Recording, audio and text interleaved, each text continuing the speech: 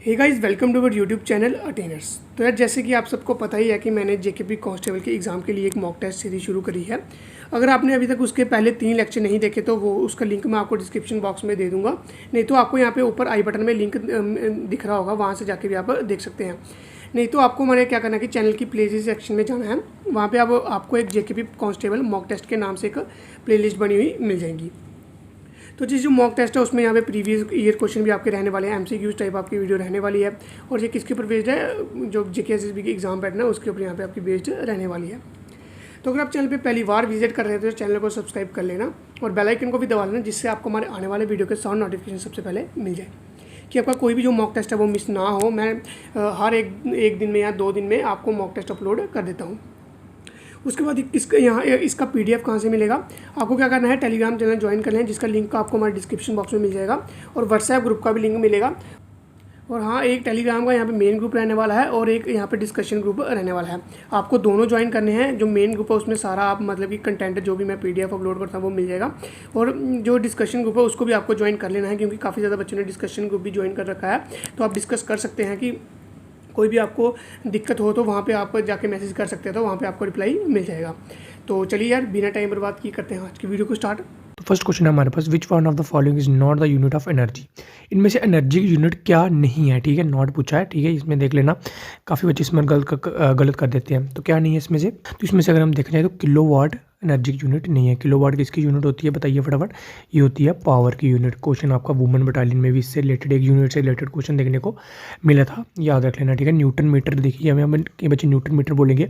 Newton metre torque की भी unit होती है और एनर्जी की भी यूनिट होती है, क्योंकि टॉर्क भी एक तरफ क्या होती है, एनर्जी होती है, परपेंडिकुलर जो फोर्स लगती है, ठीक है। इसके बारे में भी एक्सप्लेनेशन की जरूरत नहीं है, बस इतना याद रखो। टॉर्क जो है, टॉर्क न्यूटन मीटर टॉर्क की भी होती है और एनर्जी की होती है। जूल भी एनर्जी मीटर की होती है। और किलोवाट और क्या होती है, पावर को जब हम मल्टीप्लाई कर देते हैं और के साथ, यानी कि टाइम के साथ, तो फिर वो एनर्जी की यूनिट यहाँ पर बन जाती है। जो आपके घरों में जब एनर्जी कैलकुलेट होती है मीटर्स में, जब जो आपकी बिजली, तो वो किलोवाट आवर में ही कैलकुलेट करी जाती है, ठीक है, याद रखना, very very important.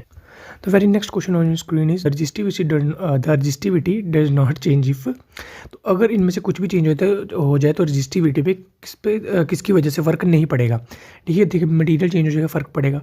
Temperature change हो जाए, फ़र्क पड़ेगा। सबसे पहले हमको रजिस्टिविटी का फार्मूला होता है, देखिए, रेजिस्टेंस क्या होता है, रो, ये रो होता है L/A, ठीक है।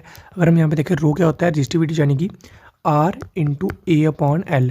रजिस्टेंस चेंज होगा यानी कि टेम्परेचर चेंज होगा, ठीक है, तब भी फ़र्क पड़ेगा। एरिया चेंज होगा, वो कोई भी मटेरियल का, तब भी फ़र्क पड़ेगा रजिस्टिविटी पर।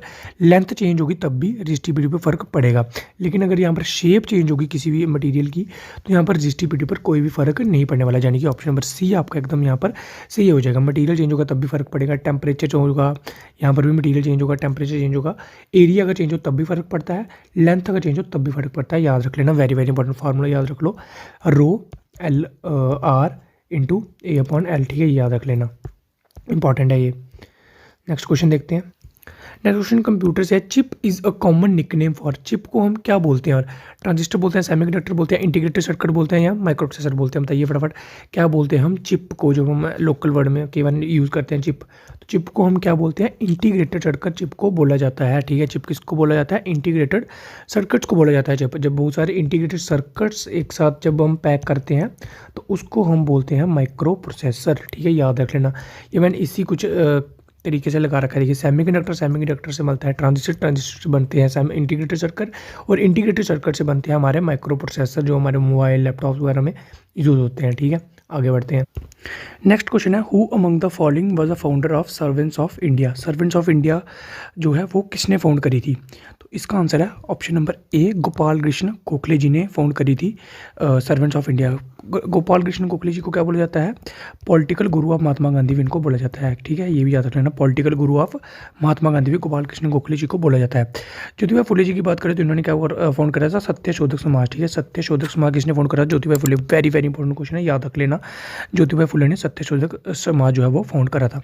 उसका हमें नाम दिख रहा है हेनरी विविन डेरोजियो, ठीक है। इन्होंने क्या फाउंड करा था, इन्होंने अकेडमिक एसोसिएशन फाउंड करी थी, यानी कि हिंदू कॉलेज से रिलेटेड इनका नाम आता है, ठीक है। कई बार पूछ लिया जाता है कि हिंदू कॉलेज से रिलेटेड कौन है, तो यह है हेनरी विविन डेरोजियो, इन्होंने अकेडमिक एसोसिएशन फाउंड करी थी, ठीक है, ये भी याद रख लेना, वेरी वेरी इंपॉर्टेंट। उसके बाद मेहता जी दुर्गाराम मंचारम जी की बात करो तो इन्होंने क्या करा था, इन्होंने मानव धर्म क्या फाउंड करा था, मानव धर्म, ये भी याद रख लेना, मानव धर्म इन्होंने फाउंड करा था। Very very important question. इसका ऑप्शन क्या हो जाएगा? ऑप्शन नंबर ए यहाँ पर सही हो जाएगा, servants of India. Next question देखते हैं। Next question, the existing parliament building was designed bye, किसके द्वारा डिज़ाइन करी गई थी? जो अभी की पार्लियामेंट बिल्डिंग है, जो भी नई बन रही है, वो आपको कमेंट में बताना है कि जो भी नई वाली पार्लियामेंट बिल्डिंग बन रही है, ठीक है। अभी जो जिसको भी थोड़े दिन पहले नरेंद्र मोदी जी के द्वारा वो फाउंडेशन भी उसकी करी गई थी, जो नया वो एम्बलम है, ठीक है। तो उसके बारे में बताना है कि अभी जो नई वाली बिल्डिंग है उसको किसने बनाया, लेकिन इसकी जो अभी एग्जिस्ट, अभी जिसमें अभी जो भी सभा वगैरह बैठती है अभी फिलहाल के लिए, तो वो किसने बनाई थी, वो किसने डिज़ाइन करी थी? तो इसका ऑप्शन नंबर है 4, यानी कि हर्बर्ट बाकर और एडविन लुटेंस ने इसको डिज़ाइन करा था, ठीक है। वेरी वेरी इंपॉर्टेंट क्वेश्चन, याद रख लेना, कई बार एग्जाम में पूछ लिए जाते हैं इस तरह से। स्टैटिक क्वेश्चन और जो भी करंट में चल रहे हैं उसके रिलेटेड जो स्टैटिक पार्ट होता है उससे भी क्वेश्चन पूछ लिए जाते हैं। नेक्स्ट क्वेश्चन है, तो Jaldapara national park is located in, ठीक है। तो बताइए फटाफट, जो जल्दपारा नेशनल पार्क है ये कहाँ पर है? तो इसका है ऑप्शन नंबर 4, यानी कि डी ऑप्शन, वेस्ट बंगाल, ठीक है। वेस्ट बंगाल किसकी कैपिटल, वेस्ट बंगाल की कैपिटल क्या है? कोलकाता है, ठीक है। तो जल्दपारा नेशनल पार्क कहाँ पर है? वेस्ट बंगाल में हमें देखने को मिलता है। तो वेस्ट बंगाल में अगर हम बात करें तो हमें सुंदरबन नेशनल पार्क भी देखने को मिलता है, ठीक है। बक्सा टाइगर रिजर्व भी देखने को मिलता है, वेरी वेरी इंपॉर्टेंट है, ठीक है, बक्सा टाइगर रिजर्व। उसके बाद अगर हम बात करें सिंगलीला, ठीक है, कुछ इस तरह से नाम होगा, सिंगलीला है, अगर प्रोनाउंसिएशन में गलती हो तो माफ़ कीजिएगा। सिंगलीला नेशनल पार्क भी हमें यहाँ पर देखने को मिलता है वेस्ट बंगाल में। उसके बाद अगर हम बात करें मध्य प्रदेश में, तो मध्य प्रदेश में कौन कौन से देखने को मिलते हैं? मध्य प्रदेश में सबसे ज़्यादा नेशनल पार्क हमें देखने को मिलते हैं, ठीक है, एक ये याद रखना। और मध्य प्रदेश में ही हमें सबसे ज़्यादा फॉरेस्ट कवर भी देखने को मिलता है पूरे इंडिया में, ठीक है। मध्य प्रदेश में हमें कान्हा नेशनल पार्क देखने को मिलता है, बांधवगढ़। उसके बाद पन्ना नेशनल पार्क, पन्ना पेंच याद रख लेना, पन्ना पेंच। और अगर मेरे से कोई छूट रहा है तो मेरे को भी याद नहीं आ रहा, तो बाकी आप कमेंट में देख लेना कि बाकी को भी हेल्प हो जाए, ठीक है। मध्य प्रदेश के सारे कमेंट में लिख देना। अगर हम गुजरात की बात करें तो गुजरात में हमें सभी को पता है कौन सा देखने को मिलता है। गिर नेशनल पार्क देखने को मिलता है, ठीक है। उसके बाद ब्लैक नेक रेन नेशनल पार्क भी यहाँ पर हमें देखने को मिलता है गुजरात में, ठीक है। गुजरात में और कौन सा हमें देखने को मिलता है? वल्दवर नेशनल पार्क भी हमें गुजरात में देखने को मिलता है, ठीक है, याद रख लेना। उसके बाद हमें एक और याद आ रहा है मेरे को, मेराइन नेशनल पार्क भी हमें देखने को मिलता है गुजरात में। वेरी वेरी इंपॉर्टेंट क्वेश्चन है, याद रख लेना गुजरात से रिलेटेड जितने भी नेशनल पार्क हैं। सॉरी, गुजरात में ब्लैक नेक्ड क्रेन है, ब्लैक बक नेशनल पार्क है, ठीक है। मैंने ब्लैक नेक्ड क्रेन बोल दी, जो लद्दाख का स्टेट वर्ड है, ठीक है। तो ब्लैक बक नेशनल पार्क देखने को मिलता है, ठीक है। उत्तर प्रदेश में अगर हम बात करें तो उत्तर प्रदेश में हमें देखने को मिलता है दुधवा नेशनल पार्क हमें उत्तर प्रदेश में देखने को मिलता है। वेरी वेरी इंपॉर्टेंट क्वेश्चन, ठीक है। सारे के सारे जितने भी स्टेट के यहाँ पर थे मैंने आपको नेशनल पार्क इंपॉर्टेंट बता दिए हैं। चलिए नेक्स्ट क्वेश्चन देखते हैं। The national motto of India Satyameva Jayate was inscribed from which of the following, ठीक है। काफ़ी इंपॉर्टेंट क्वेश्चन है और कई बार आपने देखा होगा ये। तो कौन से उपनिषद से ये लिया गया है? कौशिता की, मांडुक्य, कथा या मुंडक उपनिषद? तो ये सभी को आंसर आई थिंक पता होगा, तो ये है इसका ऑप्शन नंबर 4, यानी कि डी, मुंडक उपनिषद से हमें सत्यमेव जयते जो हमें नेशनल एम्बलम में देखने को मिलता है वहाँ से ये लिया गया है। नेशनल एम्बलम की हम बात करें तो वहाँ पर हमें 4 लाइन्स, ठीक है, एक 3 हमारे सामने होता है, एक पीछे होता है, ठीक है। उसके बाद नीचे हमें यहाँ पर ये सत्यमेव जयते लिखने को मिलता है। उसके बाद यहाँ पर अशोक का जो धर्म अशोक का जो सिंबल है वो भी देखने को मिलता है हमें। यहाँ पर बुल हॉर्स और कौन सा लॉइन हमें यहाँ पर नेशनल एम्बलम में ये देखने को मिलते हैं, ठीक है। याद रख लेना, कई बार ये पूछ लिया जाता है कि कौन कौन से जानवर हमें यहाँ पर देखने को मिलते हैं, ठीक है, याद रख लेना। आगे बढ़ते हैं। The alluvial soil covers dash of the total area of India. तो एल्यूवियल सॉइल सबसे ज़्यादा एरिया कवर करती है इंडिया का, तो कितना एरिया कवर करती है? 43.36% एरिया यहाँ पर कवर होता है। एल्यूवियल सॉइल हमें कहाँ पर देखने को मिलती है? गैंगटिक प्लेन्स में, ठीक है। गंगा यमुना के जो प्लेन्स है यहाँ पर सबसे ज़्यादा इंडिया में देखने को मिलती है, ठीक है, एल्यूवियल सॉइल। उसके बाद अगर हम बात करें एल्यूवियल सॉइल, तो सबसे ज़्यादा जो एग्रीकल्चर के लिए जो फेवरेबल सॉइल है वो कौन सी है? वो भी एल्यूवियल सॉइल ही हमें देखने को मिलती है। उसके बाद हम बात करें अगर ब्लैक सॉइल की, तो ब्लैक सॉइल हमें कहाँ पर देखने को मिलती है? ब्लैक सॉइल हमें गुजरात वाली जो साइड है, जो डेक्कन वाला इलाका, वहाँ पर हमें ब्लैक सॉइल देखने को मिलती है। और ब्लैक सॉइल को क्या बोला जाता है? ब्लैक सॉइल को रेगुर सॉइल भी यहाँ पर बोला जाता है। और ये किसके लिए मोस्ट फेवरेबल होती है? ये फेवरेबल होती है कॉटन की ग्रोथ के लिए। और कॉटन कहाँ पर सबसे ज़्यादा देखने को मिलता है?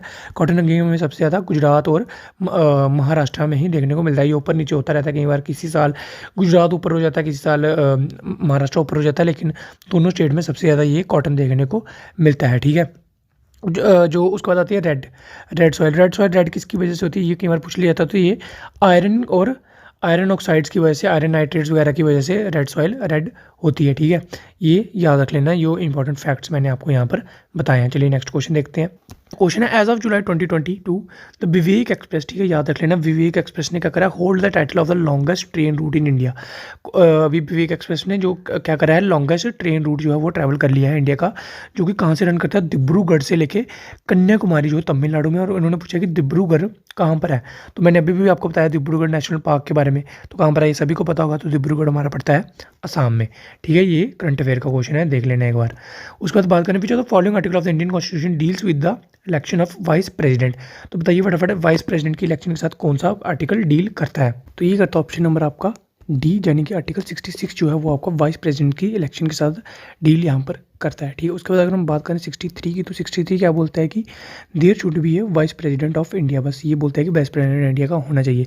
उसके बाद 64 बात करता है कि जो वाइस प्रेसिडेंट होता है वही एक्स ऑफिशियो चेयरमैन होता है राज्यसभा का। ये भी याद रख लेना, आपसे पूछ लीजिए कि राज्यसभा का चेयरमैन कौन है, तो वो भी क्या होता है, वो भी वाइस प्रेसिडेंट ही यहाँ पर होता है। आर्टिकल 55 क्या करता है, आर्टिकल 55 जो है वो प्रेसिडेंट की इलेक्शन के साथ डील करता है, किसके साथ, प्रेसिडेंट की इलेक्शन के साथ डील करता है।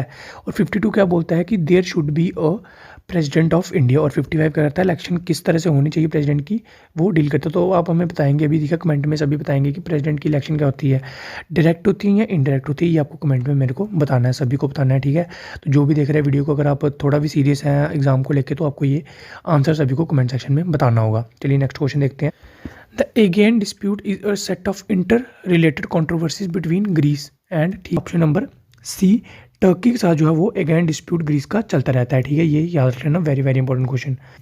नेक्स्ट क्वेश्चन है, ये भी करंट से रिलेटेड है इसलिए मैंने डाला है, who author the book my land and my people, ये किसके द्वारा लिखी गई है, ये लिखी गई है दलाई लामा के द्वारा, ठीक है। दलाई लामा के बारे में सभी को पता होगा, ये जो बुद्धिज़्म के जो सबसे बड़े जो हेड होते हैं, जो भी होते हैं, वो दलाई लामा है इस टाइम, जो कि अभी तक जो भी कहाँ रह रहे हैं, वो इंडिया में भी रह रहे हैं इस टाइम पे, ठीक है। आगे बढ़ते हैं।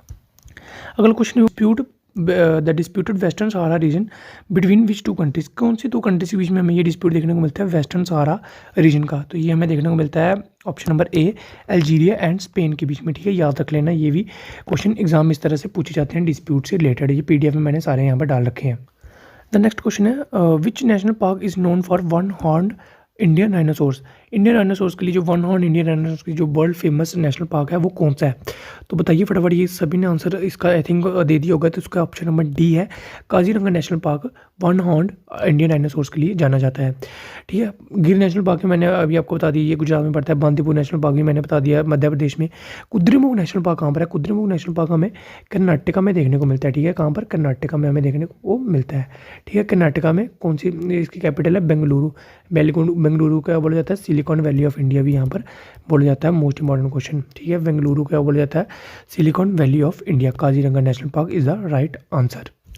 ये भी क्वेश्चन आप करंट से बोल सकते हो, क्योंकि ये भी अभी न्यूज़ में चल रहा था, तो इसलिए ये भी डाल रखा है। In which sea snake island is located, इस वीडियो में मैंने काफ़ी जो है वो करंट भी डालने की यहाँ पर कोशिश करी है, तो ठीक है। अगर अच्छी लग रही हो तो वीडियो तो लाइक कर देना, ठीक है। इतना सा कर दिया करो, इस छोटा सा काम देता हूँ वो भी आप नहीं करते हो। तो इन विच सी जो है वो स्नेक आइलैंड हमें देखने को मिलता है, तो ये देखने को मिलता है हमें ब्लैक सी के अंदर, ठीक है। नेक्स्ट क्वेश्चन देखते हैं।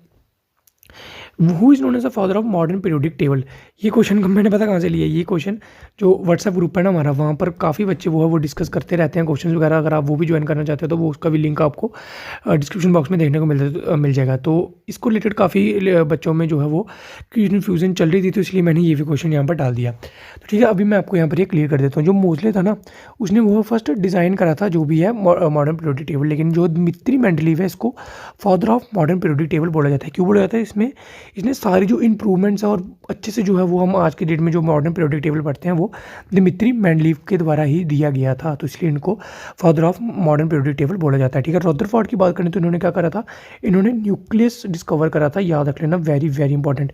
क्या करा था इन्होंने, न्यूक्लियस डिस्कवर करा था। उसके बाद अगर हम इलेक्ट्रॉन की बात करें, इलेक्ट्रॉन किसने डिस्कवर करा था, इलेक्ट्रॉन जे थॉमसन ने डिस्कवर करा था। आपको मेरे को बताना है कि प्रोटॉन किसने डिस्कवर करा था। ठीक है, प्रोटॉन के बारे में बताना और न्यूट्रॉन के बारे में बताना है, क्योंकि मैंने आपको ये दोनों क्वेश्चन पहले वाली वीडियोज़ में बता रखे हैं। तो क्या क्या बताना है, प्रोटॉन और न्यूट्रॉन किसने डिस्कवर करेंगे। इसमें से एक का आंसर तो यहीं पर डी ऑप्शन में भी देखने को मिल जाएगा। आपने बताना है कि चार्डविक ने क्या फाउंड करा था, न्यूट्रॉन करा था या प्रोटॉन करा था। ये सारी इन्फॉर्मेशन आपको बतानी है, ठीक है। न्यूट्रॉन और प्रोटॉन के बारे में ये मैंने आपको कई बार एग्जाम में वीडियोज़ में पीछे बता रखा है।